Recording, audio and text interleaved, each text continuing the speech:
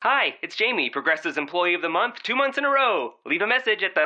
Hi, Jamie. It's me, Jamie. I just had a new idea for our song about the Name Your Price tool. So when it's like, tell us what you want to pay, hey, hey, hey, and the trombone goes, blah, blah, blah, and you say, we'll help you find coverage options to fit your budget. Then we just all do finger snaps while a choir goes, savings coming at ya, savings coming at ya. Yes? No? Maybe? Anyway, see you at practice tonight. I got new lyrics for the rap break. Progressive Casualty Insurance Company and Affiliates. Price and coverage match limited by state law. Blog Talk Radio. It is officially Saturday, and it's officially noon in my little corner of the world. And once again, typical Wisconsin weather, it's half rainy, half dreary. This totally sucks, considering the fact that our guest that's about to come on is probably sitting in 70 degrees sunshiny weather. Couple quick reminders before we get Steve on the line. First and foremost, I want to say thanks so much to everybody who has been tuning in all week. I know it's been a whole lot of shows. I want to remind everybody about next week. I have my filmmaker frenzy, as I call it, because most of the folks who are going to be on my film festival for Art is Alive, and reminder, every single time I'm on here now you're going to hear it, Art is Alive filmfestival.yolasite.com. Huge exciting news about the festival. Let's hope the filmmakers think so after today. But there's some new news on that, so check out the website sometime later today. You can purchase your tickets again off the website, Art is Alive filmfestival.yolasite.com. For a listing of all the screenings, either go to the webpage, otherwise check out on Facebook, Art is Alive Film Festival. I have a list of all 25 of my screenings. There are 4 industry panels, 1 celebrity event, live music 2 nights of the festival. We've now stretched it out to 4 nights. And then, of course, the closing awards ceremony on the 29th. I'm so excited I can't even stand it. So please check it out. Art is Alive Film Festival. My creation. So excited, so nervous, so petrified. That's why I'm going to be off of social media, as we all know. If anybody is still looking to be a panelist or if you're still looking to participate, email me directly either through Facebook. Otherwise, my direct email is sin4251@gmail.com. 2 other quick reminders before we get Steve on the line. First off, if anybody's in the Madison area tomorrow, please come and join me to support the mixed match documentary. I can't even talk this morning.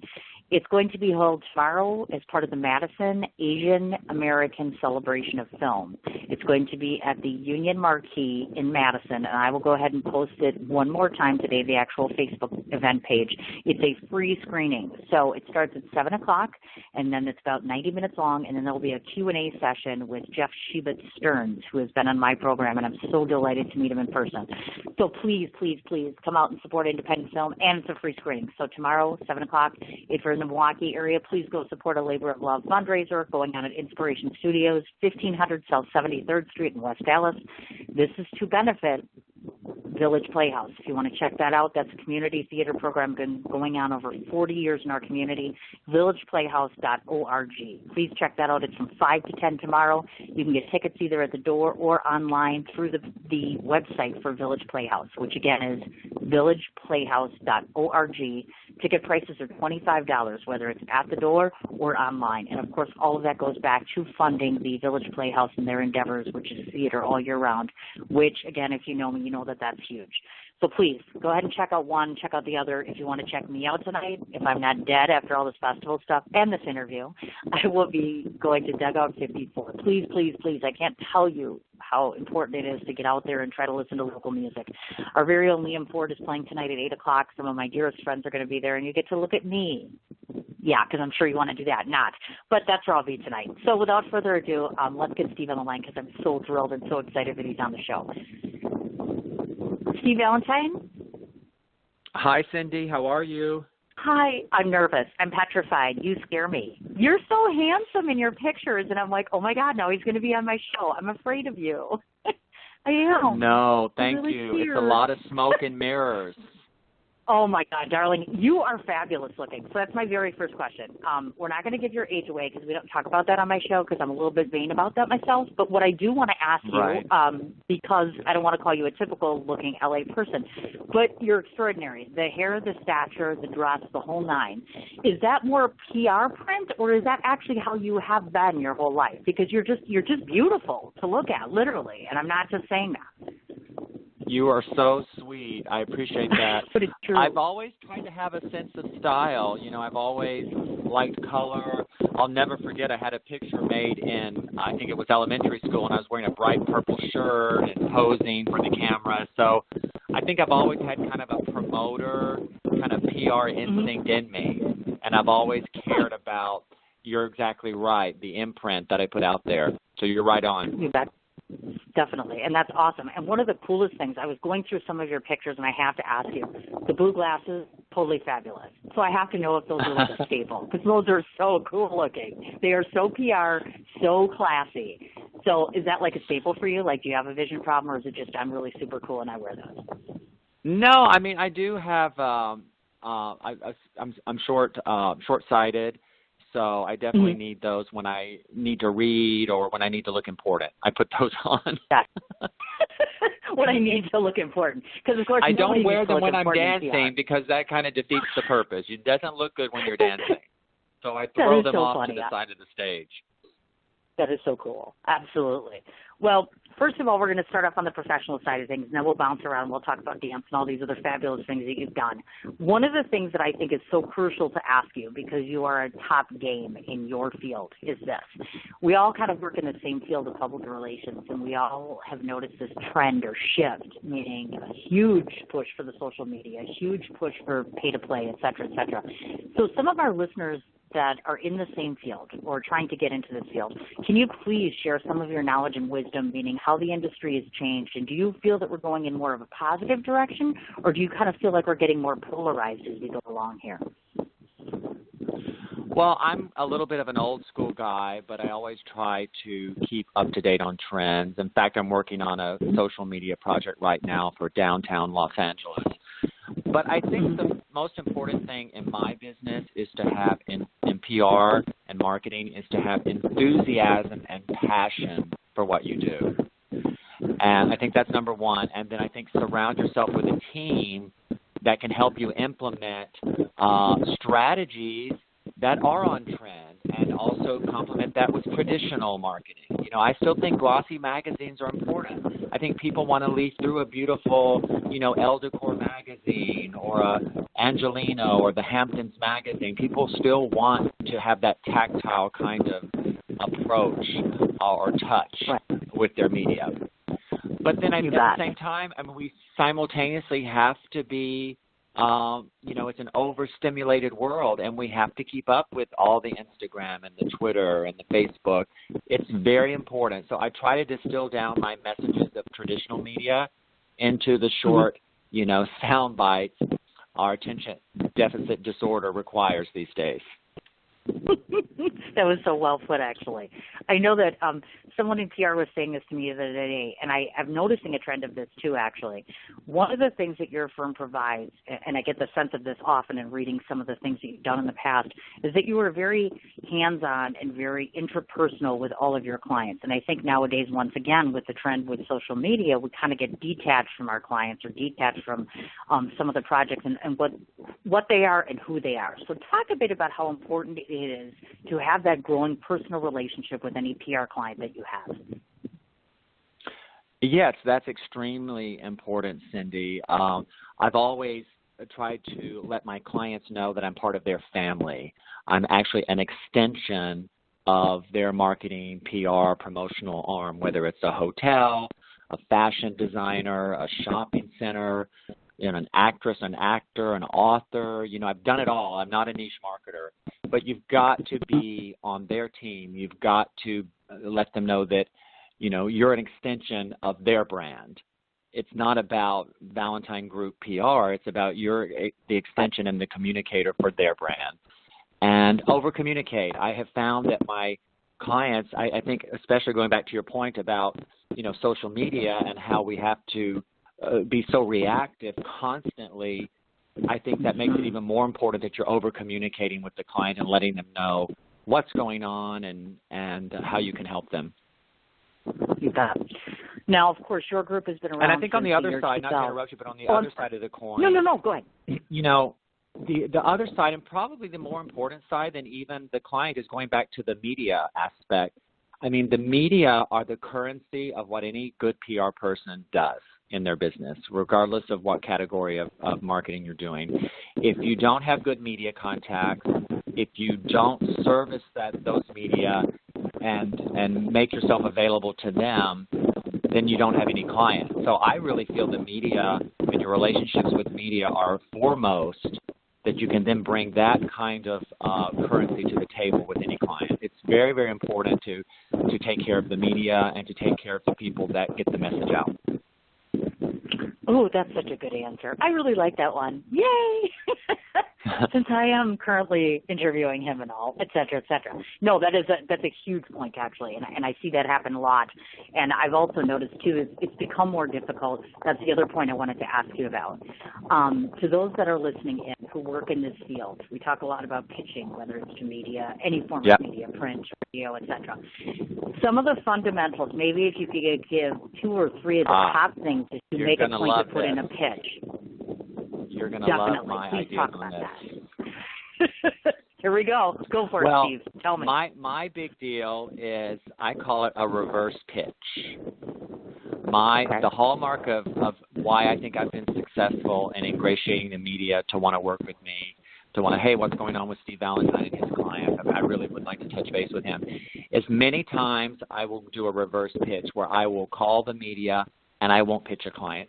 Specifically will not pitch any of my clients. I'll call and I'll thank them for a great story they did or a great post they did and say how much I enjoyed it and how relevant I thought it was or what an impact I think it will be on the messaging they put out there to their audience.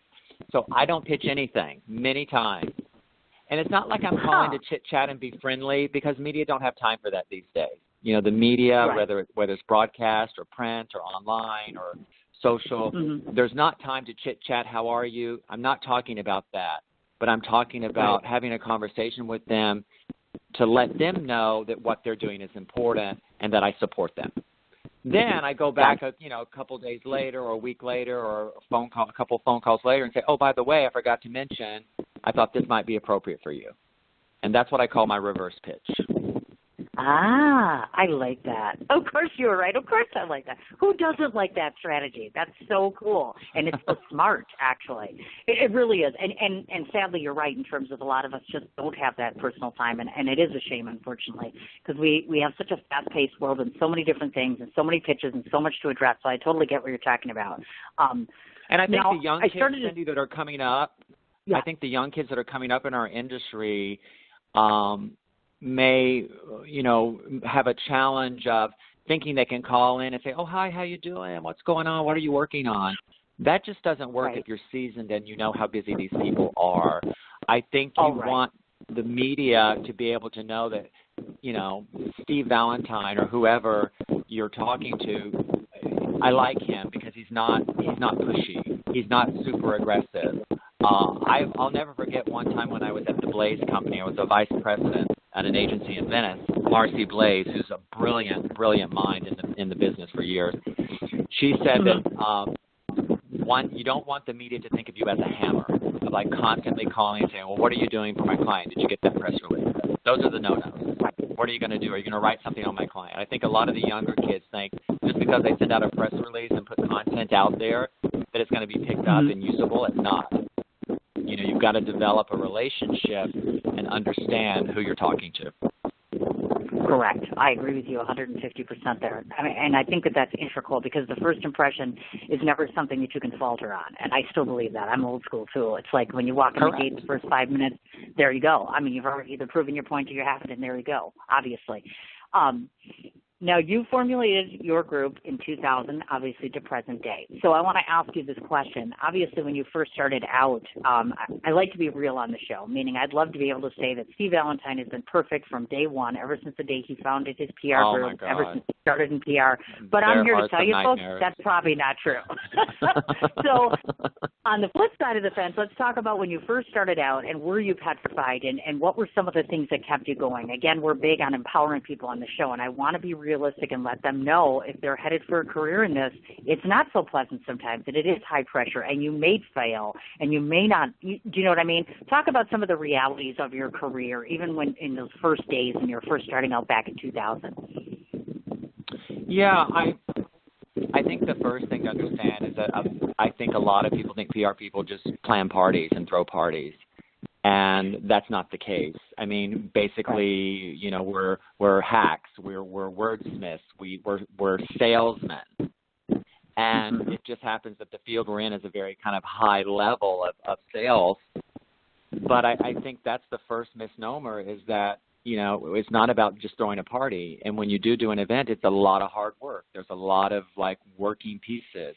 It's tedious, it's time consuming. We've done Emmy parties and Oscar parties, and charity events, and that's a lot of work. So I think that was the first thing that I learned in PR, was educating the client and managing their expectations. Like, here's how things are going to lay out, and not overpromising. It's easy to want to do it, to overpromise, and to, as PR people, we're just prone to constantly elaborate or embellish.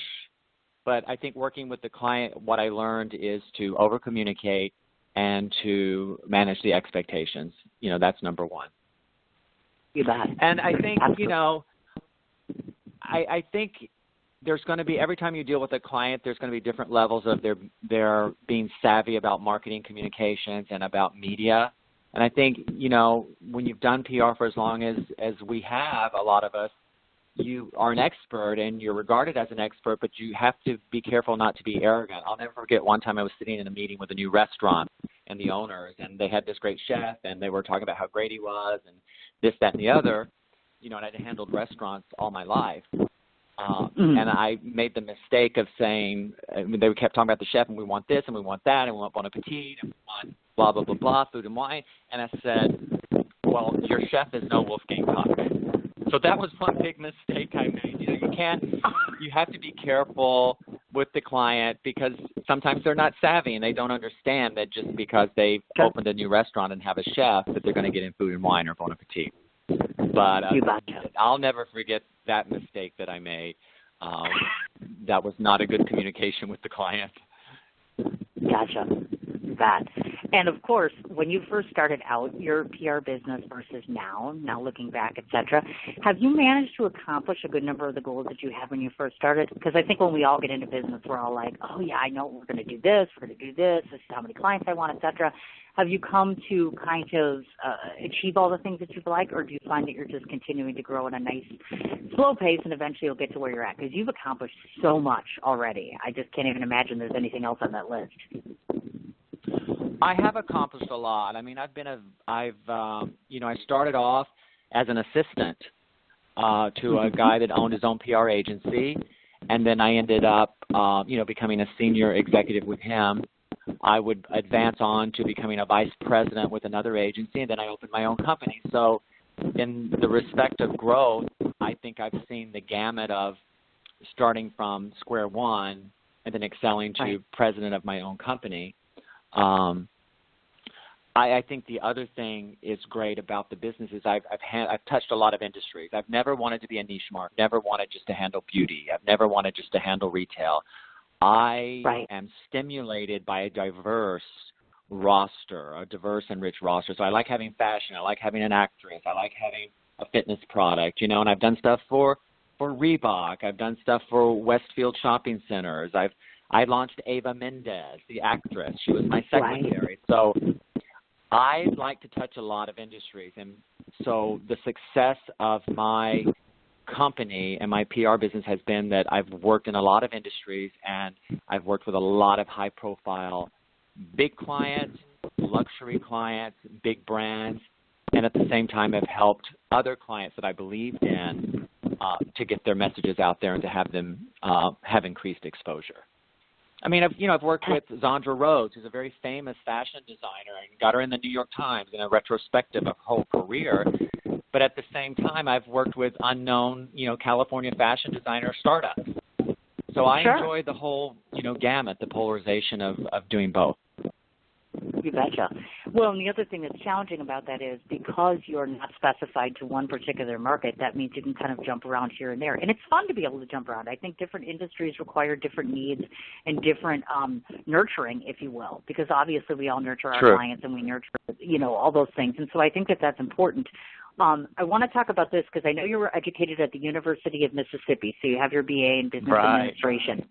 Nowadays, we look at this, and forgive my ignorance, because I've asked other PRs about this and never really gotten a firm answer, which is there such a thing as continuing education in the PR field or in the PR world? And if so, have you ever embarked on anything like that? Do you know what I mean? More like a formalized education. I agree. I agree that I think continuing education is very important. I was just thinking today, with this big social media campaign coming up, it's like I need to go in and take a refresher course. I should really go in and take a refresher course in a social media platform, and not so much just to learn new tactics, but to integrate with the millennials, for God's sake. I mean, I sat at lunch at Chiconi's restaurant in West Hollywood a few months ago, and this young kid who was very nice, we connected to talk about the work that I was doing in West Hollywood. I'm the marketing chairman for the West Hollywood Chamber. So I brought him in, and he was on his phone the whole time, and he constantly was kind of over, he was talking about all the things that were going on with his business while he was trying to have lunch with me. So I think that's the challenge for some of us that have been in the business for a while, that are more seasoned, is to better integrate with the younger professionals that are coming up, because they do work differently, they do think differently. And while I was initially put off in the beginning that he was on his phone and talking about it, how he had other interviews going on at the same time, which I did too, but I didn't talk about it. I didn't have to promote myself so hard. But as I sat down with him and relaxed and spent more time, I found that we had more in common than we had that was disproportionate. So I think there's a lot of similarities between the ages of people coming up now in the business and the ones that have been in it for a while. But I think anything you can do, like going back to school and taking classes and continuing education, would be helpful in that, bridging that gap. Nice, very nice. And I agree with you. I think millennials are one of those markets, or I should say one of those categories of individuals that some of us are just not quite as tapped into. It's harder when you age and get a little bit older, obviously. But I think there's great to learn from maturity and wisdom in somebody who's been around as long as you have. At the salon. Okay, so now I have to ask you. And the big fancy paisley ties. That's exactly right. Oh, my gosh. You need to talk about your affinity for West Hollywood, because I've read in different interviews you going and speaking so very highly about what is it about West Hollywood that you just find so dynamic and so daring. And so why do you want to be in West Hollywood versus, let's say, the traditional, obviously, right directly in L.A. or Malibu or somewhere else? Talk about your love of that area, because I'd love to hear it. It's called the Creative City. And indeed it is. I mean, there's so many great industries there. There's entertainment, design, hospitality, food and beverage. But it's really a small community within a really large metropolitan area. I've done a lot of work in the community in West Hollywood. I actually worked with the mayor of West Hollywood back in 2006 when I started doing ballroom dancing as a side thing. And they championed the same-sex ballroom classes that I wanted to start up for the residents of the community. So we did. So I just think that they're open to a lot of great ideas. All the top hotels are going into West Hollywood. All the top restaurants are in West Hollywood, and I love promoting that city, and I love promoting their energy. It's a very energetic city. It's a very it's a great city that has a lot of advocacy issues that they want to promote. And it's just, it's part of LA, but it's a little more of a walkable, more community sensibility there. Oh, I understand. Small town in a big city. Oh, yeah, and it sounds amazing, actually. I've never been to West Hollywood. It's my intention to get there just because of the fact I knew I was interviewing you. And you personify this image of this area just being so eclectic and amazing and so over-the-top sensational as it relates to being inspired. I thought I definitely have to that's the beauty of it, is listening to someone like you talk about it, and then you say to yourself, you know what, I have to at least go visit there once, find out what the hoopla is all about. So thank you, Mr. Tourism. You're bringing us to the West Hollywood area, and we appreciate that. It's great. That's awesome. It's great. Okay. It really is. A lot of events happen there. I went to the HBO Emmy party, the after Emmy party that they have every year. It's a huge event at the Pacific Design Center, which is acres and acres and acres of concourse. And they tinted the whole thing and created like a Shanghai chinois event for like 3,000 people. It was amazing. It was absolutely. Nice. And I wore my sequin jacket, of course, because at night I like to break out the, the sparkle and relax. Of so course. We had a good time. Oh, that's amazing. That is. Okay, now I'm going to use some words that Steve Valentine uses because, first of all, this is my favorite Steve Valentine word, and I want to know if you fit into this category. You use the word prostitute. And I'm like, oh, my God, this is so classic. Oh, my God. Prostitute. How did they use that? I don't even remember. What context I want to that? know what a prostitute is. I want you to tell your audience that, and I want to know if Steve Valentine is a prostitute. You're just too classy for that, honey. I think it's more about you're always selling yourself, right. And you're always, you're always having to put an image out there to put you're selling yourself as a package. I mean, I'm really not selling PR. When I go and meet with a client, I'm selling myself. So Correct. how I look, how I behave, how I talk, how I act is really what they're buying. They're buying me. So maybe in that sense, I was relating to like prostituting myself. But you're selling yourself. And then after they get through that, you explain to them what you're going to do for them and try to make it happen, I love that. That's so funny. Awesome, I just probably said I don't remember when I said that, but you're good, God. Cindy. You are good picking out the nuggets. What can I say? That's my job. We're all good in that whole little respect. But I am a journalist. So I'm kind of like, what? I so have to throw that in because I'm like, okay, now I want to know this. Okay, because we'll talk about this in a minute. Before we get to the dancing component, I want to mention this because I wasn't aware that you were in part responsible, or actually you actually did create the demi-tie, correct? For Bloomingdale's, the neckwear? Because I had read that. Okay, so talk a bit about that. Something called the demi-tie. Mm-hmm. Yes, and so is the demi-tie still available? No, I sold it for like 3 seasons in Bloomingdale's. I mean, I'm an idea guy. I think any person in PR knows you constantly having to generate ideas. So I generate ideas. Like, I did the ballroom classes that we'll talk about later. But the whole demi-tie thing came as a result of what you're responding to about my presentation of how I look and what I like to do and how I like to present myself. So I started cutting off my ties really short because I wanted if you look at a men's tie, it's really skinny for most of it. It's like super skinny, and when you tie it, it becomes too long, and you've got a little skinny knot if you don't tie it in the right place. So I chop most of the tie off, so you have more of the thicker fabric to make the tie and the knot. So you get a much thicker, sumptuous knot, like an ascot or like a cravat, by simply tying it in a regular half Windsor knot. And then it falls about to your third shirt button, and it's a demi-tie, like a demi-tasse or a demi-glaze. And I started selling them to restaurants for the bartenders so it wouldn't dip into the ice, or the waiter so it wouldn't dip into the soup. Then the LA Times saw it and loved it, and then from there I took my little samples that I sold myself to New York and met with the buyers and had a blast. Sold to Bloomingdale's. That's so cool. That really is so cool. And people loved it. I mean, people thought that. it was unusual and interesting. They would follow me into bathrooms and like, where did you get that? So like, oh, well, I made it. So, and the other thing I wanted to do with the ties was use really beautiful fabric. So I used home furnishings fabric into a men's neckwear design. So I used like chenilles and jacquard and fringe and tassels and zippers and buttons. And so I did all kinds of crazy things. And I still wear them to this day. That is so awesome. That's so cool. I'm wearing one right now. I'm like that. Oh, my God. And we can't see it. Of course not. Sure, he's calling it and none of us can see it. We still should make him post it on Instagram today. You have to do that. Make sure you get a post on social media saying, here's this demi-tie. Remember that, folks? Yeah, I'm responsible for that. Own that stuff. Thank you very much. On Cindy's interview. That's exactly right. Thank you so much. I appreciate that. Okay.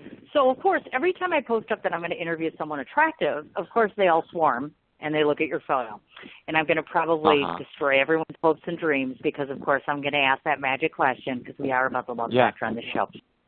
So, of course, I have to report that Steve Valentine is not single. All that fabulousness is not single. So, we want to talk about the partner and why. Let me tell you why. I'm a firm believer in your partner makes you top-notch, top shelf, and improves you as a person and as a professional. So if you wouldn't mind, share with us a little bit about your partner, how long you've been together, and what is it about this person that makes you a better person, period, whether it's in the boardroom or whether it's, I don't want to say the bedroom, we're not supposed to say that, but in general, overall, what is it that makes your world more wonderful because of your partner? Oh, that's so sweet, Cindy. You're like Barbara Walters. You're going to make me cry. Ding, ding. I've been with my partner, James Miller, for over 10 years. We just celebrated our 10th anniversary. And I think the cool thing about, and I was actually with a woman for many years, so I love women and I love all people, and, you know, so James and I found each other, 10 years ago, and he's the exact opposite of me. He's an IT, he's very calming, he's very, steady. And so that's a nice balance. I think in a relationship, a balance is good because you both can't be running events and going to events and cocktails and always up and stressed. And he's exactly the opposite. And I think that balance and that comfort and that place where I can go where there's a rock to stabilize me is wonderful. And conversely, I get him out of his, can sometimes be kind of a hermit kind of vibe because he's an IT guy. He's on the computer all day. So it's like, we're going to an event. We're going to this new restaurant to check it out. We've got to go do this. We've got to go see this person. So it's a back and forth. It's a back and forth. And communication, I think, is the key. I'm a communicator. So I think communication in a relationship is really, really key. Debate, and being able to talk. If you don't talk, that's where the problems, I think, can start arising. Oh, amen. But we're in different worlds, so it's really weird. He'll be talking about, Excel sheets and data warehouses, and I just glaze over. It's like, I have no idea what you're talking about. I start thinking about, what am I going to wear to my event tomorrow night? And then the same thing. It's like, we're going to a fabulous, red carpet event. It's $750 a person. And it's like, okay, well, can I wear jeans? Yeah. It's like, no. I was just going to ask you that. So I have to drag him out. Well, that's just it. Is he learning to just get some kind of a comfort with the carpet? Because I know when I ask people to go to events, sometimes it's weird for them. And they're like, I totally don't know if I want to do that. But I'm like, it's fun. And they're like, no, it's not. And I'm like, yes, it is. And they're like, no. So do you think he's just kind of acclimating to the fact that this is kind of going to be status quo, I mean, because sometimes it's hard for your partner, Yeah. I think if he knows it's important for me, I think if your partner, your wife, your husband, your partner know that it's something that's important to you, they want to support you. I mean, we're in San Diego this weekend, and we just went to the American Cancer Society event where my oncologist and I performed our victory dance. Oh, right. So I dragged him to that, and he likes it. He's very social, he's very social, and I think most of the time when you go out with your partner to a work function or to a charity function, they find their own comfort zone. And he's very social and loves to talk to people and loves to chat. So he can take care of himself. But, it is kind of weird. I think it's awkward because if you don't have a mission to be on the red carpet, it's hard to figure out, well, why am I here kind of thing. So you have to make sure your partner feels taken care of and that they're supported and you introduce them around. And I think that's the key. Yeah. You betcha. They have to be a little bit of the star of the night, too. They can't just be pushed off into the corner. Oh, I agree 100%. I think that's totally on point. And since I have you on the phone, if you don't mind me asking this question, because, again, my show, there is nothing off limits. And you're one of the most perfect people to ask this about. Obviously, we live in the year 2017, and there's, someone running the country.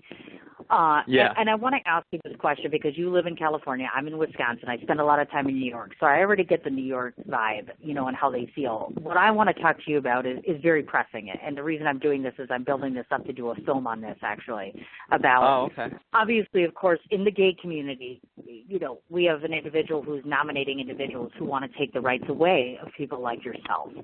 So I just want to get a sense or a feel for how are you feeling about this? How are you coping with this? And what do you feel we as regular citizens can do to try to prevent that from happening? Obviously, he's the President of the United States. We can't control who we nominate, but we all have voices. So we want to know How do you feel about all of this? Because it's becoming somewhat compressing for you, isn't it? And I would imagine frustrating and scary. Well, first of all, you hit the nail on the head. I think we all do have a voice. And I think in every community and every part of the United States and the world, there are ways you can align with other like-minded individuals for a variety of causes, whether it's supporting equality for marriage, for gay, lesbian, transgender individuals, or whether it's, supporting a cancer event. I think you can align yourself in the community and magnify your voice. So whatever your feeling is, you can find those like-minded individuals and agencies and organizations and community groups where you can expand your voice. And I think if we all do that and kind of link together that way, it will have the trickle effect and the impact to the ears, to get to the ears of the people that are making decisions. I'm not scared. I've never been scared. I grew up in Mississippi. I always just was true to myself. I've never been like a hardcore activist and pushing any kind of agenda. I've just been myself. And, in college I had a TV show where I was a dancer, and I bet probably a lot of people thought I was gay. I didn't even really know for sure at that time either, but I was just Steve. I was showing joy. I was communicating through my business. I was communicating through my extracurricular activities and doing things at the university and in the community. I taught disco dancing lessons in Mississippi when I was going to college. So I've always stayed very, very active. And I think a good point is that's the reason I wanted to start the same-sex ballroom classes in West Hollywood. And I talked to the mayor. She championed it. We did it through the Parks and Recreation Department. And I wanted to communicate that it's okay first I wanted to offer it as a service so that 2 men or 2 women could learn how to function as a lead and a follow. Technically that's an issue. So I wanted people to be able to take classes and learn how to do it. And I wanted to show that it was exciting and fun and provocative, and I didn't want people to be uncomfortable. I wanted to show the dance form in a same-sex setting, 2 men or 2 women dance together, could be fun to watch, and it didn't have to feel icky. It could be nice and exciting and empowering, and something that people could walk away with and enjoy. And that kind of messaging back then for equality that we're speaking to has now, for me, in the dance, has transferred into helping cure cancer. So the message has always changed, but you just stay true to yourself. Excellent point, as a matter of fact, and I was going to bring that up, actually. And how exciting that must have been when you actually working together and establishing that same-sex ballroom thing. I was so impressed when I saw that. Like, that's so amazing, and that has to be so comforting for individuals. And plus, too, I think it's a long time in coming. You know what I mean? I'm kind of embarrassed in our society that some of these steps we're taking in the right direction take so long to get into that direction. You know what I'm saying? There should be no excuse for that, in my opinion, obviously. But, of course, unfortunately, I don't run the country. Working on it, little by little by little here. Okay, another Steve Valentine. And I think I can do that in my business, too. We can do that in your business, too. You don't have to just take it on personally. Like when I worked with the Beverly Center in Los Angeles, one of the top shopping centers in Los Angeles, I brought in Jesse Tyler Ferguson and his husband, the actor Jesse Tyler Ferguson on Modern Family, and his husband, Justin Makita, have an organization called Tie the Knot, where they make bow ties, and all of the proceeds of the sales go to Marriage for Equality issues. And it was an online store only, so it was only available on a website. So I had the idea, let's do a pop-up brick-and-mortar location at the Beverly Center. We did it for several years there, hugely successful. And again, that's a way that I can help, reach Washington through maximizing an effort by bringing them into some of my business operations. So it's personal, and you can sometimes marry that with some of your business that you're doing for our clients. That is amazing, definitely. Okay, quote number 2. You're going to like this one. I read this in an article. You were interviewed and you had said this. It's all about the plunging necklines and the bling, and he's not lying, folks. Like, literally. I just laughed when I saw that because I'm like, you are so on point. It's scary. Now, of course, he's not just talking about real life, folks. He's talking, of course, about his dancing contest. So we have questions relative to dance. First of all, obviously, I want to take away the misnomer that, no, you don't have to be gay to do ballroom dancing. I've tried it. I've only tried it once, mind you. But I think everybody walks around and they're like, well, of course only the gay people ballroom dance. Wrong, folks. That means when you're 80, you can still be out there kicking it. So first of all, I want to talk about... It just looks gay because there's so many sequins. It's not really gay. It just looks gay. There's so many sequins and sparkle and glue and glitter. That's why. I mean, it's fun. What kind of dance did you do? Did you do Latin or did you do the standard like the waltz and foxtrot? Or did you do the Latin? It was only just the standardized stuff, only because I had this one free class. I was like, okay, I went to Fred Astaire Dance Studios here in Wisconsin. I tried it once. Nice. But I'm like, seriously, I do want to find the time to do it because dance is very liberating. That's one of the things we're going to talk about today. I don't think people really realize it's going to another dimension. It's getting away from the inhibitions. I think, it drives me nuts when I hate to say straight guy, but oftentimes it is a straight guy, and they're like, well, I do the white man dance, and I can't, I'm in love with you, Cindy, but I can't dance with you. Are you joking me? It's the biggest expression, I think, of love, whether it's love for yourself, love for your body, etc. So first of all, talk about where your love of dance came from, and then tell the folks if they want to try to get into it, meaning, it's nice to play around with it, but if they seriously want to start competing, talk about your journey a little bit and how all of this transpired. Okay. I've danced all my life. Back in junior high, I would have all the classmates come over to my house, on the weekends, and we do the disco line dances.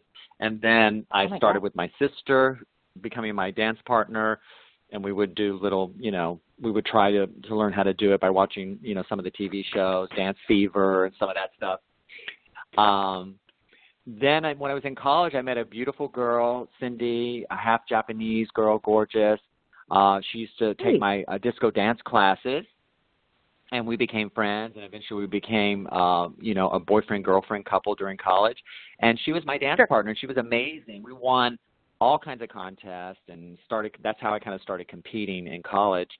Fast forward, I've never really trained professionally in ballroom, but I've kind of taught myself. And here and there now I've taken a lot of ballroom classes, of course, and done some training. But I started competing when I organized the classes in West Hollywood. I had 3 different instructors, and my last instructor was a Hungarian competitive dancer that had been on Hungary's Dancing with the Stars. He was great, Robert Tristan. And he's the one that encouraged me to start competing. And I love to compete. I mean, obviously a lot of PR people are type A, and they're aggressive and they're competitive. So I love to compete. And like you were saying earlier, it's such a wonderful expression of showing your power and your enthusiasm and your passion. But it's a very great athletic accomplishment. I mean, I'm in such good shape. It's like running a marathon, especially when you're taking class regularly, or if you want to try to compete, which I would suggest you can do in an amateur level you can do a pro-am. It's called pro-am. So an amateur, if you're just starting out, can compete with their instructor, and it's a lot of fun. It's a lot of fun. It's mentally challenging. It's emotionally challenging, and it's physically challenging. It's great. Now, so you need to get with your instructor and start learning a choreography, Cindy, and then you can start competing pro-am. I have all the time in the world to do that, Steve, right? Because PR doesn't take time, radio doesn't take time, film festivals don't take time. It takes a lot of time. You're right. You're I will right. It does take a lot of time. I know, but you know what? It's good for the soul. It's one of those things. Everybody has to have something that's good for the soul. Writing is very good for my soul, so I get that. But no, that's my goal for 2018 is to, when you start having, and we'll get into the health issue thing, and I'm sure we both concur on this, when you start having significant health issues or health issues that cause an impediment to you, you start looking at the grand scheme and saying, okay, why am I not dancing, and why am I not running, and why am I not out having wine, et cetera, so that sort of thing. But you talk about plunging necklines and bling, and I'm thinking part of that is not just dress up for the ballroom. It's dress up for Steve because he just likes it. So talk to the folks that are out there, and if they're doing their ballroom dance competing, how important is it to look as well as you cascade around that floor. You know what I'm saying? Is the look just as important? I'm an exhibitionist. I'm an extrovert. I love performing. I love the attention. I think because I'm in PR all the time giving everyone else their attention, it's nice to be able to turn it on myself because I like showing my talent and being recognized for it.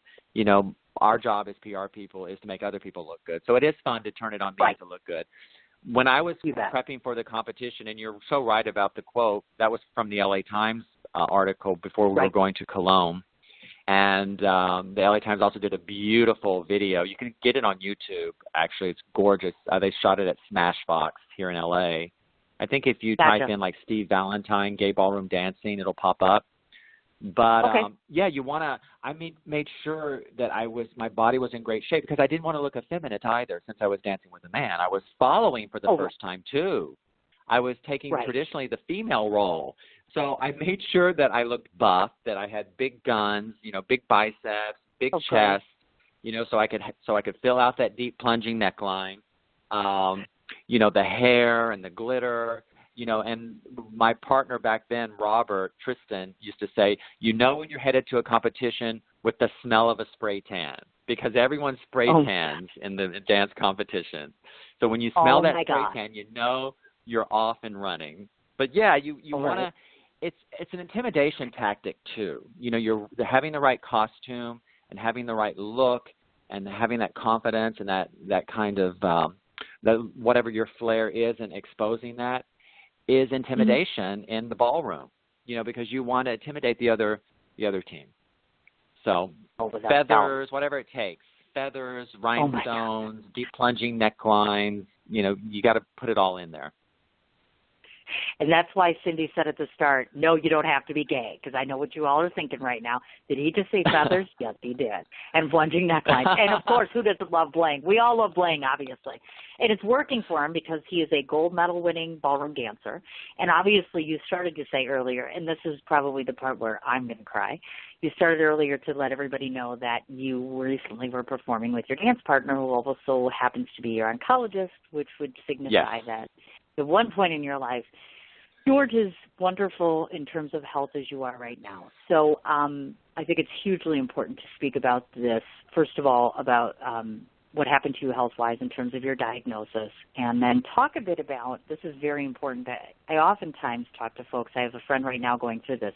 His daughter just got diagnosed, and he's petrified. He doesn't know what to say to her. He doesn't know what to do to help her. I think it's important that you talk about your journey as well as some of the top 2 or 3 things that helped you most during treatment. Oh, definitely. Or while you were trying to make your way through. Definitely. Please. Thank you. Okay. Well, it wasn't so long ago, honestly. I was I had to go have emergency surgery in January of 2016, so that was just last year, because there was a lymphoma in my intestines. It burst my intestines. I almost died. So, and it was so funny because all the tests had happened the holiday before. So I was taking like all these tests over like Christmas Eve and Christmas week prior to January of 2016. And then by the time I got the results back, I already had to go to the hospital. But I went through all the chemo down in La Jolla at Scripps, beautiful hospital, like a resort, gorgeous golf courses and ocean views and hot air balloons going by your room at Scripps, La Jolla. So you have to be sick. That's a good place to go. But they took good care of me there. And I fast forward in August of last year, I was in complete remission. I went through all the rounds of chemo. I did preventative chemo with, the spinal taps where they do that. Right. So it was rough. I was 123 pounds. I'm now like 178 and have all my muscle tone back. But the cool thing, the odd thing, and the blessing from, the heavens above is that this oncologist and her team that were put into my path was the new message that I think as a PR person I was destined to tell. And she told me in her bedside manner, this just is a woman that used to come into the room, and if you go look at the videos later, Cindy, you can tell people, again, you can see, here's how it's dance, keeps coming back. So if you do ballroom dancer, cancer patient, Steve Valentine, another set of videos will pop up. And you'll see how beautiful and graceful this woman is. She used to come into my room before I knew she was a ballroom dancer, and I thought, this woman is amazing. I feel so good when she comes in. She cares. It was beyond the treatment for her. It was about the whole person. And her name is Dr. Irene Hutchins. And we learned about each other through the social media director there, the social services director. He said, did you know that Dr. Hutchins is a former competitive ballroom dancer? And he would tell her, did you know Steve was a ballroom dancer? Of course, I had some of my feather pictures up in the hospital. Sure. So she promised me that if I'd get better that we'd go dancing, and we did. We started dancing socially. Mm-hmm. I would go out with her friends. One of her ballroom friends was a Harvard physicist. The other one of her ballroom friends was a psychologist at Kaiser. So it was very intimidating, but her and I both slowly renewed our passion for dance. She hadn't danced in 10 years. I hadn't danced in 6 years. So I think that was the other interesting thing. It was us about finding that passion again, because we hadn't danced in so long. We had put it aside. So it was good for her too. She tells me these days now that it was good for her as well to come back to that. So we now have kind of become ambassadors for scripts and for organizations like the American Cancer Society, like the Leukemia Lymphoma Society, and my goal now is to tell the story as a communicator, as a PR person, to tell the story of hope and to be able to get through a cancer diagnosis. And to answer your question, what are the three things? Here's the three things I learned. I learned that you have to have a goal. So by Dr. Hutchins telling me that I could get out of the hospital, I could get better, and if I worked hard at it, we would dance. So that's number one, have a goal. It doesn't have to be a goal to dance. It's to don't lose sight of your goals. Don't forget that you're a person. Just because you're sick in a hospital bed for months at an end, don't forget that you have things you want to do. I think the other thing I want people to know is you've got to work with your team. Believe in your team. Believe in yourself, but believe in your team that they want to help you, and work with them. Don't fight with them. Work with them as a team. Let them help you. Debate with them when you need to, but they're there to be your project managers. And Dr. Hutchins led my project management. And the last thing I want people to know is you've got to have hope. Don't lose hope and put one foot in front of the other. It's very cliche, but I believe a positive attitude changes everything. It will differ for everyone, and it may, even if it moves the meter one little inch, that's important, because that can affect how your health care goes. Your whole mental state, I feel, can change, however small or however large for the individual person's problems, but it can enact change. So you've got to have hope. Those are my three things. So work with the team, and it's so amazing. Work with your team, have hope, but have a goal. I kept working. When I first got into the hospital, I was on morphine, and people thought I was planning an event. So, put the flowers over there. Put the step and repeat over there. Step and repeat over there. I was doing this whole event thing when I first got into the hospital.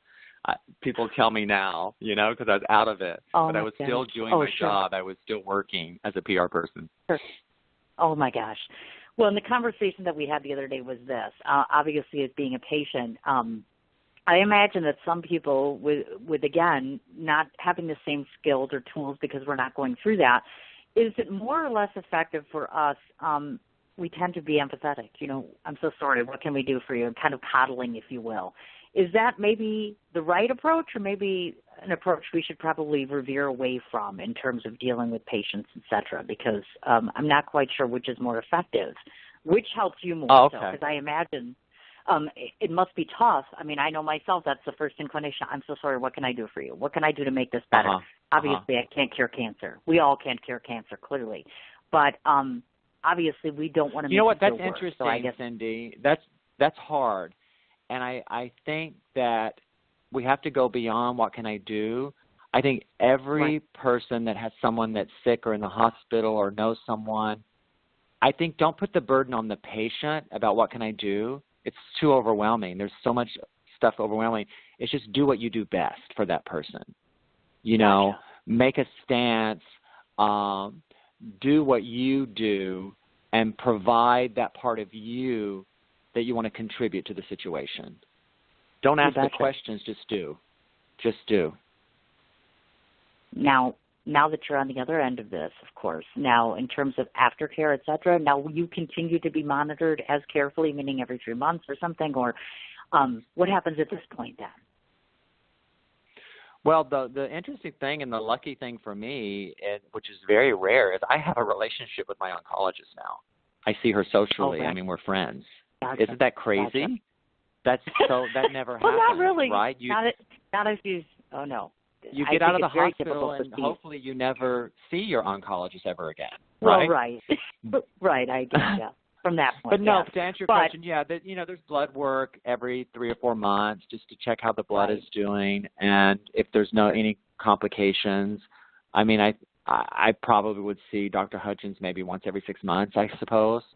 But I mean, professionally. Oh, nice.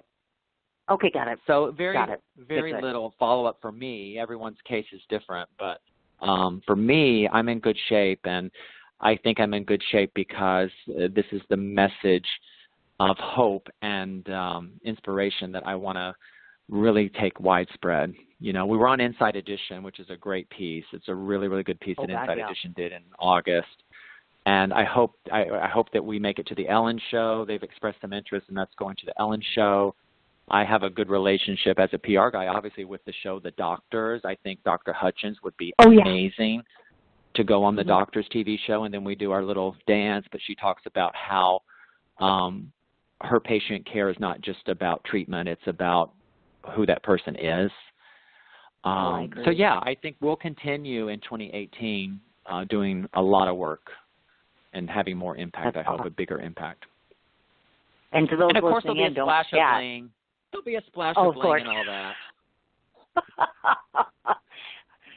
I don't want to forget to say this because I will forget. It all starts by the obvious, which is this, folks. That means you have to get checked out. That means you have to go to a doctor. That means if you suspect something, et cetera, keep with your checkups, routine checkups. Yes. If something seems out of whack, go get it checked out. Don't wait. Don't hesitate. Correct. Don't assume. Don't your say body, you're too busy. and you know if there's a signal. Right. You know that there's a signal, so go and deal with that. Amen. Exactly. Now listen to this, folks.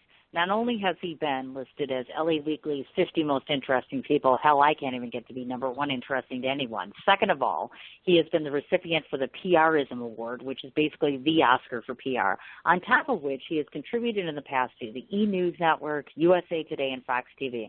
See how badass he is? I've done none of that yet. So basically I'm nothing. But thanks, Steve. No. So I have a question relative to this. When you hear someone like me rattle these things off and say, hey, oh my gosh, he's done this, he's done this, he's done this.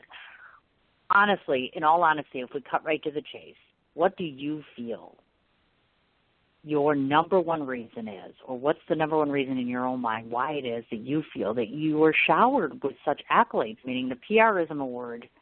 That's huge. That's about as big as you go as it relates to the PR world. Being the most interesting person in the world, to some people may not seem like an accolade, but it's huge. Why? Because you're not the status quo. You're not the norm, and that's fabulous. Contributing to some of these major medias is awesome. So why you? What is it about Steve Valentine that's so superior in some respects that makes our industry say he's top-notch, in your opinion? Oh, my God, Cindy. Good question, right? I feel like I'm on a psychiatrist's couch. I'm sorry, but you got to get to those questions. I think it comes from what everyone in their work, what everyone wants in their work is they want to have passion for what they do. And every time I talk to a client, that's what sells them is the enthusiasm. It's not that I did commentary on E. It's not this. It's like that enthusiasm and that love of what you do, I think is super key. And I think I've been successful, honestly, because I've been blessed. Just like I've been blessed recently with this health crisis. I think that I am a communicator. I think there's a lot of different messages I've given over the years, and I'm trying to now be more guided about the messaging I give to the world. That can be helpful. I want to help. The world is, has so many problems, and I have been blessed with a lot of talent from God, from the heavens, a lot of talent. And now I'm kind of funneling new ways to use that talent and to send messages to, if it's to the world that's struggling with same-sex issues, to the world that's struggling with disease. Maybe I can talk in those arenas and impact and help someone that's struggling, even one person. It's very cliche, but there's so many people that do need help that don't have resources. And I just want them to know, I want them to have a few tools, and maybe I can provide a few tools to help get them to the next level. And then you wondered why I was afraid to talk to you. Did you hear that, folks? Sensational. I can't stand myself. This is like, oh, my God, he's so amazing. Okay, because we're about shameless promotion on my show, we're still going to talk about your current roster. I picked out 3 different people here that I'd like you to tell the folks about. Why? Oh, because okay. 62,000 people are going to hear this, and they'll probably want to hire you and dump me after this interview. Thanks so much. So there's 3 specified don't worry, you're getting areas your I looked commission, at. Cindy. You're getting your commission, don't worry. Yeah, he's joking, okay? Your Maybe a finder's date, fee. though. That wouldn't be like worst. Okay, don't worry, because I have a question about that. I'll teach you the cha-cha. That's what we'll That do. would be so cool. And then teach me how to dress with bling and plunging necklines. Oh, wait, you have to have that's boobs the for fun that, which part. I don't. That's the shopping part will be the fun part with our cocktails. Oh, my gosh. All right, we're going to talk about 3 different areas of your clientele. First, there's 3 different types, and obviously these are just a small samplings of his current roster, but I just picked the ones out that I found interesting. Okay. Obviously, I want you to talk about Dr. Sam. I'd like you to mention your affiliation with Gen Lex and LA Magazine, and, of course, talk to us a bit about Sofitel and Mandarin Oriental Hotel, please. These are some of the folks on his current roster now. Well, the hallmark of my agents, as I mentioned earlier, I'm not a niche marketer, so I've done all kinds of categories of business, but the hallmark of my agency has always been hospitality. I used to be known in LA as the restaurant PR guy. I handled lots of restaurants and a lot of high-profile restaurants. I worked with Ludovic Lefebvre, who is very famous now, who does he has a cooking TV show, I think, on Sundance Channel. Ludovic worked at L'Orangerie Restaurant on Restaurant Row in LA. Ooh. So the hallmark has been hospitality. My big client now is a 5-star luxury hotel group called Mandarin Oriental Hotels. It's worldwide, and I'm the West Coast guy. We have a New York agency, and I'm the West Coast agency. So I love working with Mandarin Oriental. So that's kind of the hospitality side. And then you mentioned Dr. Sam Salah. It was great to work with. I've actually worked with 3 celebrity dentists. I worked with Dr. Kevin Sands, was my first one. He did Britney Spears, Dr. Sam Salah. I brought him Nene Leakes from the Housewives of Atlanta. Oh, that was a lot of fun. And I'm currently working with another celebrity dentist. His name is Dr. David Frey, and we did a segment recently with the gorgeous Zendaya, who was just in the new Spider-Man movie. She is a sweetheart. She's on that show, Casey Undercover on Disney. She was a Disney star, and now she's, in mainstream films. Zendaya, she's beautiful. She's on the cover of Vogue in September. So, so that's fun. That's the professional side, and I think it's easy to sell hospitality because it's all about, lifestyle and relaxation and spa and food and beverage. On the the cosmetic dentistry and plastic surgery side is all about, trends and commentary on what to do and how to do it and how to look good, how to stay young, how to be beautiful. And then the other one you mentioned was, what was the other one you wanted me to talk about? The media, actually, the 2 magazines. The magazines, Gen Lex and LA Magazine, Yeah, I've done PR for a lot of media. Los Angeles Magazine, I was their PR guy for like 8 years. So my job was to bring exposure to the content and take it into other media platforms. For example, if the fashion writer was doing something on, bikinis, I would push that out onto the broadcast media so that they got additional coverage. Gen Lex Magazine is great. It's a fashion pub.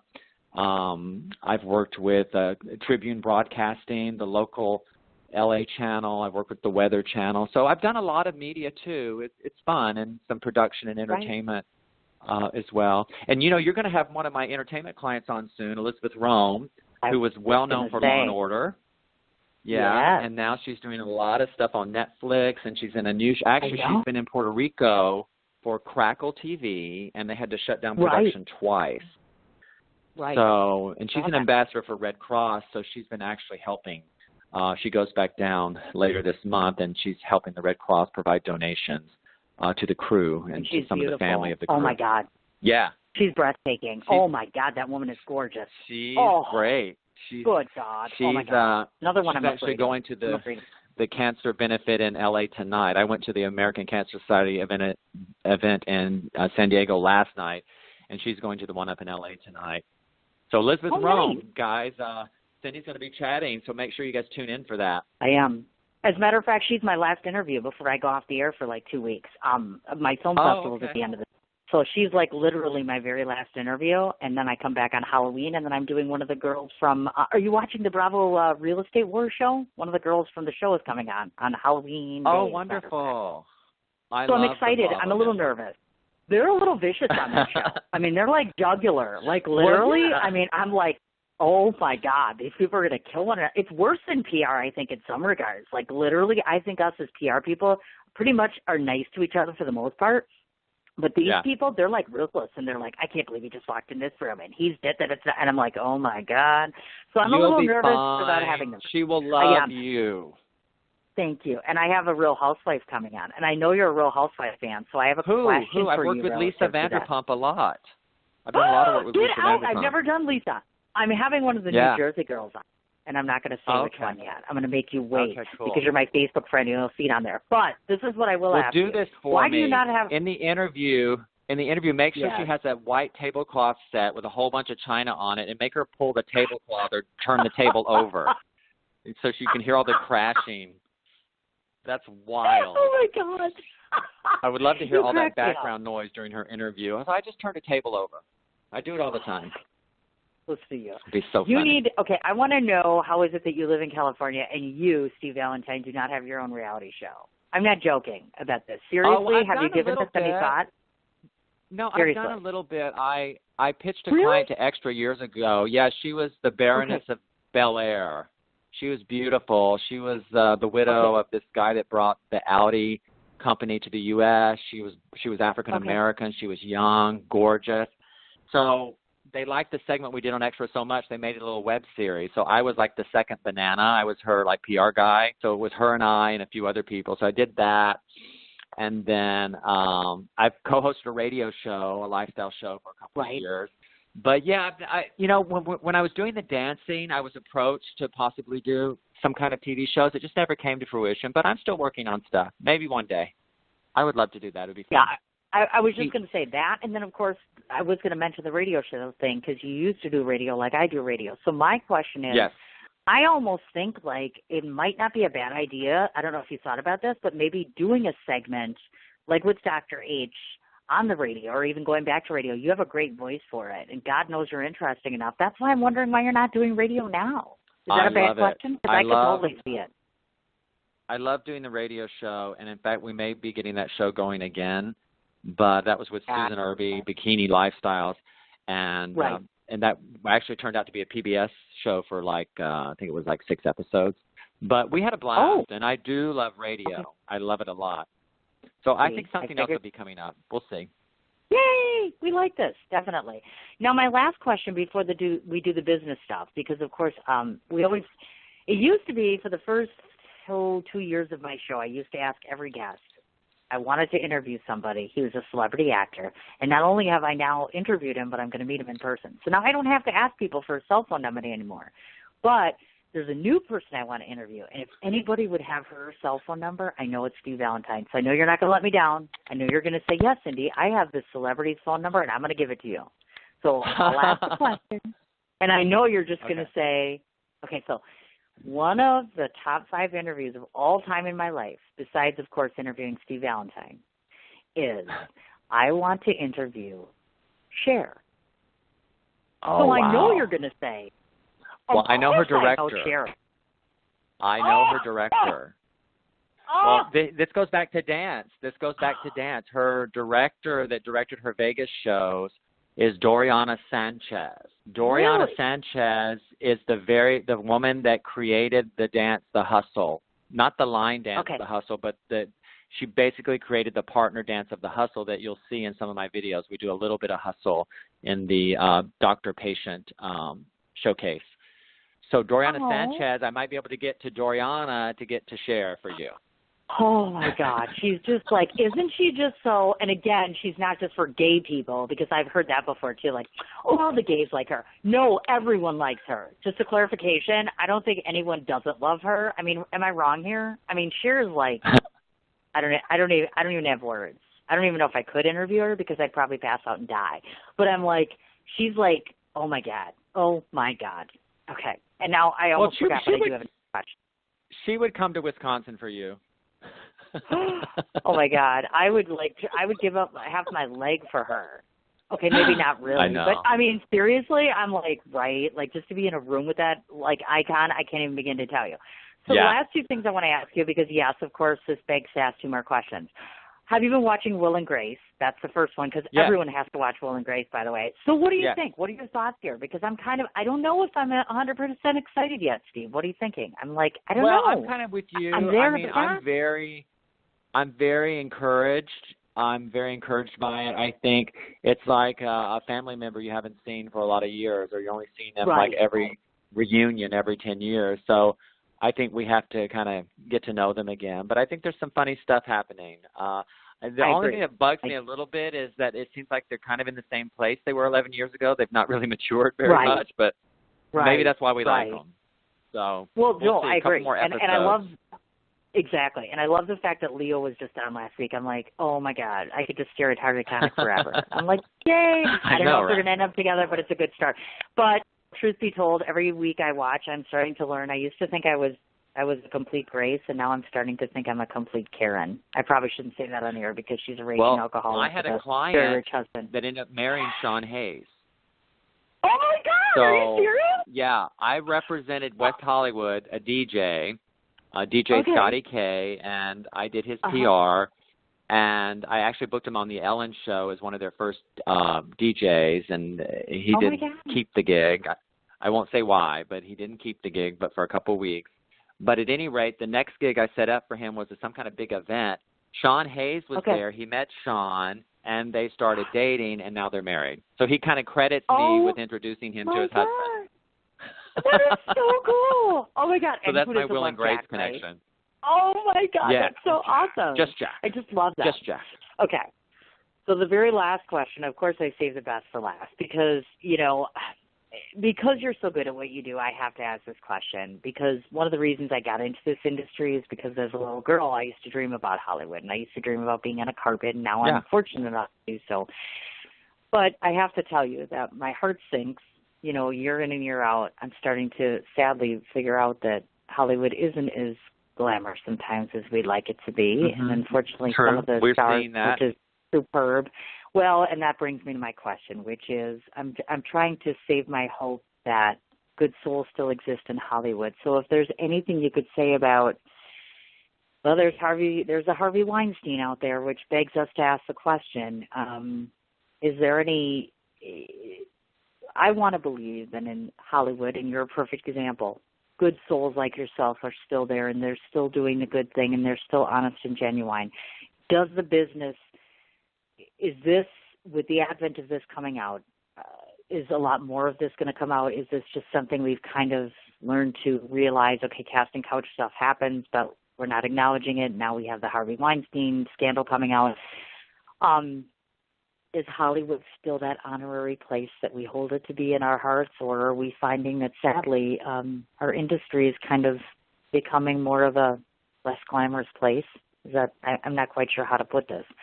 My heart just sunk when I saw that, and I thought, please tell me that Hollywood isn't falling apart. No, Hollywood is still the magical place of inspiration and creativity. It always will be. I think the industry is like any other industry you go into. I mean, the workplace and entertainment is not any different from the corporate boardroom where women aren't getting their due, where women are being passed over, where women are being neglected or abused. I mean, it's in every industry. It just so happens that this is a sexy spotlight on something that we're all interested in. You know, it's part of our life to want to aspire to be glamorous like everyone else. But this is occurring in every industry. It's not just singularly focused on Hollywood and entertainment. And it goes both ways, honestly. I'm glad. Oh, no, I agree. And women are getting more and more of a stronger presence. We just did an Emmy event at my new restaurant I work with in Hollywood called Soul Hollywood, and it was for the See Her Foundation, SEEHER, hashtag See Her, and it's about eliminating bias in all media, in the entertainment industry for gender. People like Viola Davis are on board, and so this movement is just growing stronger and wider in this industry, entertainment, which will trickle down to others. And it's a good thing. I think it's a good thing, and I see the positive side of it. But everybody uses everyone in Hollywood. You know, I've worked with a lot of people in that industry that have used me and have hurt me and have abused me. Not sexually, but there's a lot of mental anguish in the biz. And people use people, but I'm glad that there's a spotlight on it, and I think we need to watch all industries, not just the entertainment industry. Oh, amen to that. And to that effect, obviously, I want to mention that again, folks, certainly, just as we said earlier today, use your voices, meaning if something's happening to you that shouldn't be happening, you need to say something, period, no matter what. As Steve was saying, no matter what industry. Huge, huge, huge. It's just unfortunate, obviously, anything entertainment relative seems to have that spotlight and that focus on there. So sad, but very true there. Well, I'm going to read off a bunch of different places to find Steve. And before I forget to ask the obvious question, if people are listening in today and they want to solicit your services, what would be the best way to go about that? Would that be directly through your website or to you directly? Are you taking on new clients right now? I just want to clarify that before I read all this stuff. Yeah, no, I'm always open to hearing, what people need and if I can help them. They can go to my website, which is ValentineGroupLA.com, and there's a contact page on there, but you have to put the LA in there, so it's Valentine Group LA and then the .com. So yeah, I have a contact page. I think it has my phone number there, and it has the email address too. You betcha. So before I forget, let's read these off here. The website again is ValentineGroupLA.com. He can be found on Twitter at Valentine Group, as well as Instagram, which is Valentine Group again.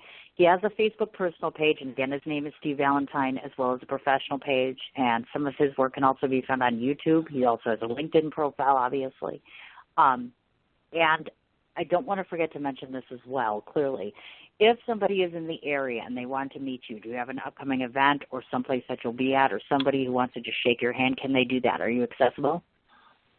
Yeah, of course. I'm trying to think what I have coming up.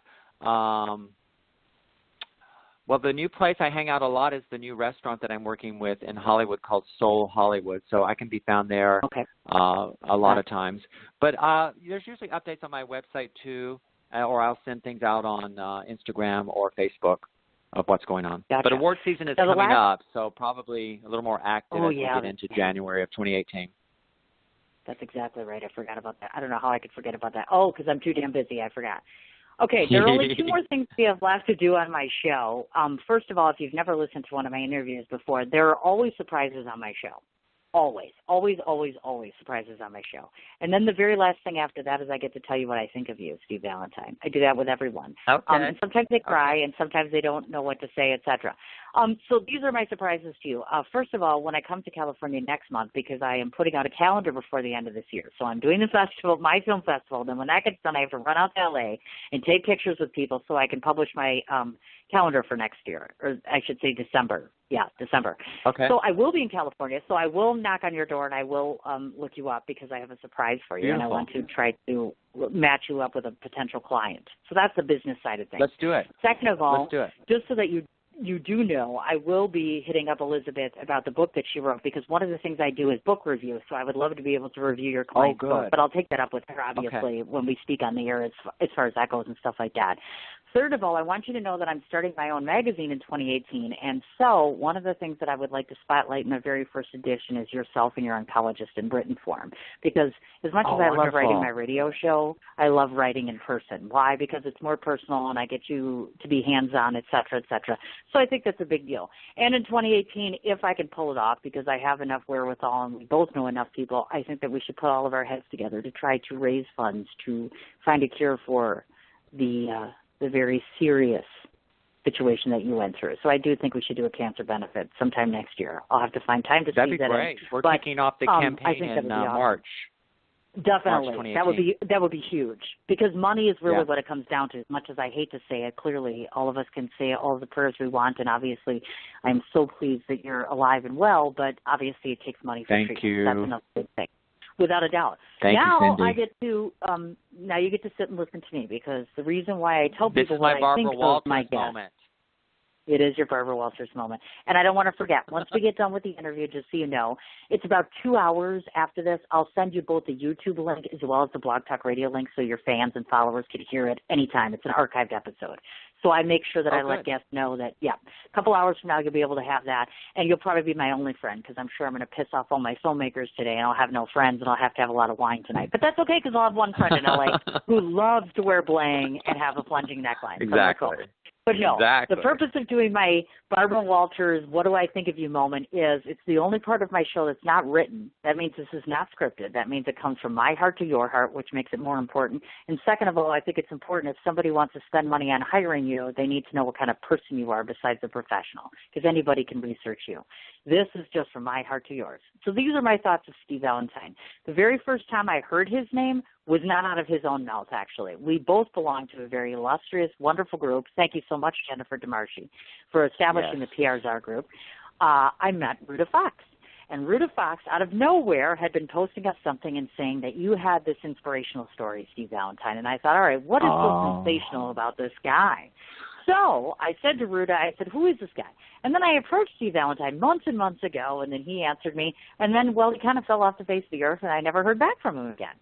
Well, sure enough, somewhere along the line, the universe decided to realign us on a post somewhere at some point, and I said, I'm going to go after that Steve Valentine, this guy. So I approached him. He said yes, and then he said, hey, by the way, here's this client. And so this is what I have found out about you, Mr. Valentine.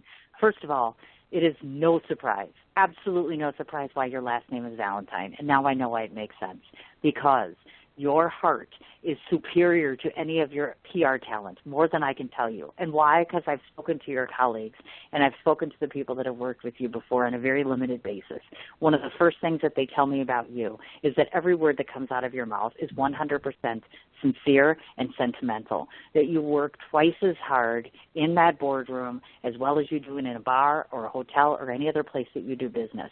That sort of integrity to oneself is not something that you find in the LA world, let alone in the PR world sometimes. So first of all, that's the number one reason why I think you're true to your name. Second of all, any person that can fight the good fight, get up every single morning and still pretend like he is the PR czar of the world when cancer is knocking on his door every single second, I can't even begin to imagine the sort of strength or wherewithal it takes for that. I admire you more than I can tell you, because you're a survivor. You've survived in your industry, you've survived illness, and you have survived to become probably one of the most amazing, astonishing, breathtaking, beautiful people I've ever had the chance to talk to in my lifetime. More importantly, you wear a suit like nobody's business. Your hair's lovely. I don't give a shit if it's hand steak or not, but it just, you have this absolute commanding presence about yourself that says, I am all about the business of people, making them happy, making them successful, and making them realize they need to make their mark, and you let them do that every day, and you assist them with that every day.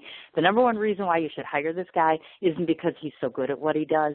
It's because of the fact that he is so good at being who he is, whereby making him one of the top PRs in the town and in the business. If you don't meet me in town because you're so busy, I totally understand why. It's because you're one of the best in the business. And so I can say I had this great hour with Steve Valentine, and he was all that. So just for me to know this much, I couldn't possibly be more honored to have hosted you today. And I can't thank you enough for spending time with me. That's wow, awesome. Cindy, thank you. And we will reconnect when you You're come welcome. to LA. It will be fun to meet. Yeah, in that person. would be That's very great. sweet. Oh my God, yeah. I appreciate we both it have so to much. find time. And well, I appreciate your anytime listeners at all. staying with us Thank for you. this hour, and I hope that I know, right? they had a good time. Oh, without a doubt. And I got my grocery shopping done. Now I can go eat and I can work on my festival, and this is wonderful. So I'll let you get back to your wonderful life, definitely. I will reach out this afternoon. I'll send you over the link. I'll let you know how it goes with Elizabeth in case you don't get to listen to it. Thanks for setting this up, by the way. I appreciate that, dear. And have a great weekend. Thank you. Okay, my dear Cindy. Thank you. I will see you in LA. Anytime. Sounds great. Okay. I look forward to it, honey. Have a great weekend. Bye-bye now. Okay, darling. Bye-bye. Tell me he wasn't fabulous, right? I couldn't help myself. I just couldn't help it. And I was like 3 seconds away from crying. Not that he needed to know that, but yes, it's true. I was. So just one more reminder. The website, again, is ValentineGroupLA.com. His Twitter and Instagram are both Valentine Group. He's on YouTube and LinkedIn. And, of course, obviously he has a Facebook page, which is personal page, as well as his actual professional page, which is, of course, the Valentine Group. Obviously, please look him up for any services. As he had mentioned, he is not exclusive to one area, meaning he's done fashion, retail, hospitality, celebrity and entertainment, and obviously luxury products as well. We mentioned some of the few individuals he's worked with before, and obviously, of course, receiving that the PRism Award is just, I can't even tell you how jealous I am because I can't even get a real-life Oscar, and he's got an Oscar in PR, so that's absolutely wonderful. And as you heard him say, certainly if you're in the LA area, you know where to find him, of course, and he is currently taking new clients, so please go ahead and look him up, obviously. And again, one more huge thanks to both Steve Valentine for taking the time today, as well as to Ruta Fox for doing the actual initial introduction. Without you, none of this would have been possible, so I can't thank you both enough. As well as to my listening audience, what's kind of cool about a Saturday early afternoon show is that most of you are home, so I hope that most of you got a chance to listen in to how fabulous he is. So next week, just a quick rundown to remind everybody one more time. Obviously, of course, I'm going to be on air Monday, Tuesday, Wednesday, Thursday. Monday, it's 12:30 to 1:30. Which is, of course, Eric Heckler. He is the director of American Splenda for my festival. And then 1:30 to 2:30 is Chad McCord, and he, of course, is the director of Follow Your Dreams. Tuesday, we are hosting both Deborah Markowitz as well as Jennifer Giles and Ciaran Sheehan, all of which are from The Waiting Room, and, of course, Deborah directed that. Wednesday, I'm going to have at 1 o'clock, we are having Junie Moon Schreiber, who, of course, was the director of Shed the Shame. And then from 2 to 3, we are having the director of the movie, Lou, which is Pete Dorton, and he, of course, all of these folks, by the way, are all part of my Art is Alive Film Festival. Then Thursday, of course, as we mentioned, Steve's client, if I could speak today, my goodness gracious, I'm telling you, this is a sign that I've either been on the radio too long or that young man got me all fired up, which is probably not a bad thing. So, of course, his client, which is Elizabeth Rome, will be 2 o'clock Central Standard Time. Obviously, over the weekend, I'll go ahead and make a big posting up on both Sin's Chat Corner as well as my personal page for the shows. So everybody, please tune in as much as you can tomorrow, Monday through Thursday. Then I'm off, of course, up until the Halloween evening where we'll have the Real Estate Wars Gala on. So again, thanks so much to everybody for taking the time to listen in. Enjoy the rest of your weekend. Come join me at Dugout 54 tonight if you can. Otherwise, we'll talk to you folks on Monday. Take care.